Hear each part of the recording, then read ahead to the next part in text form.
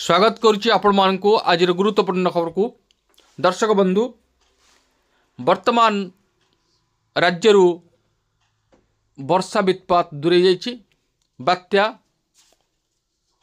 काल बैशाखी ए सबु वर्तमान अपसरी जाइछि। वर्तमान राज्य रे प्रचंड शीतलहरी प्रभावित होवार सूचना मिलुछि।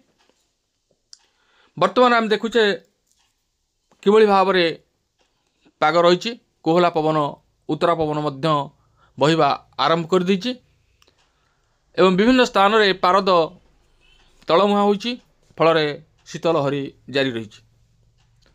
राज्यर विभिन्न स्थान को प्रचंड शीत पाई मध्य वार्निंग जारी करा जाइछि एवं घन कुहुड़ी मध्य दृश्यमान होइछि जहाँकि लोकमानकर जीवा आसवा ठारू आरंभ करी विभिन्न कार्यकलाप रे बाधा सृष्टि करुछि। जानवाहन चलाचल रे विशेष भाव में बाधा सृष्टि करुछि एवं राज्य रे बा देश रे विभिन्न ट्रेन रो गतिविधि को मध्य बातिल करा जाइछि। घन कुहुड़ी नहीं विभिन्न स्थान को पाणीपाग विभाग मध्य चेतावनी देइछि। बात्या डिटुआ केते भयंकर थिला ताहा हम देखिछे। श्रीलंका एवं तमिलनाडु रे किभଳି भावरे तांडव रचिछि बात्या डिटुआ।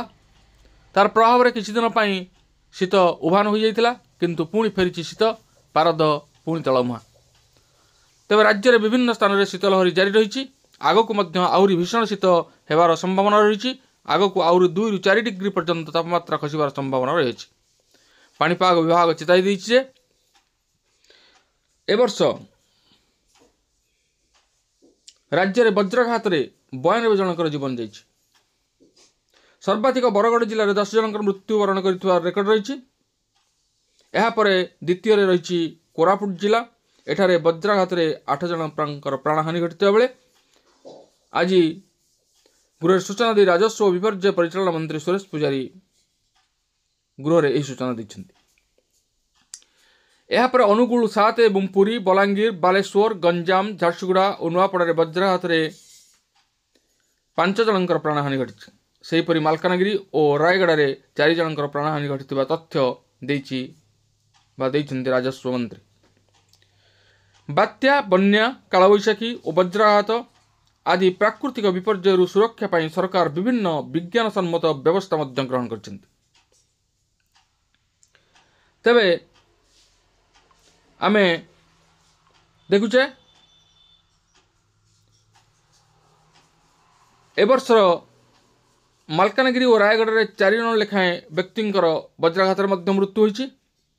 बन्या 4 जन और कालवैशाखी 4 जन प्राण हराइछन्ति। आज राजस्व और विपर्य परिचालन मंत्री सुरेश पुजारी विधानसभा रे लिखित उत्तर रे एही सूचना प्रदान करछन्ति। राज्य रे बात्या बन्या कालवैशाखी और वज्रपात आदि प्राकृतिक विपर्यय सुरक्षा पाइबा पई सरकार विभिन्न विज्ञान सम्मत व्यवस्था मध्य ग्रहण करछन्ति।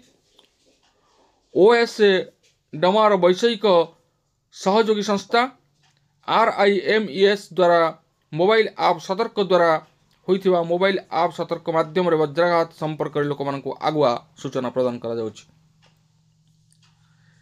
ओडिशा राज्य विपर्य परिचालन कर्तृपक्ष वज्राघात मुकाबिला और यार प्रभाव को ह्रास और प्रशमन पाई NDMA सहयोग रे एक प्रकल्प आरंभ करछन्ति। या द्वारा विभिन्न टेक्नोलोजी को व्यवहार करी वज्राघात जनित मृत्यु हार ह्रास करा जाय परिबो।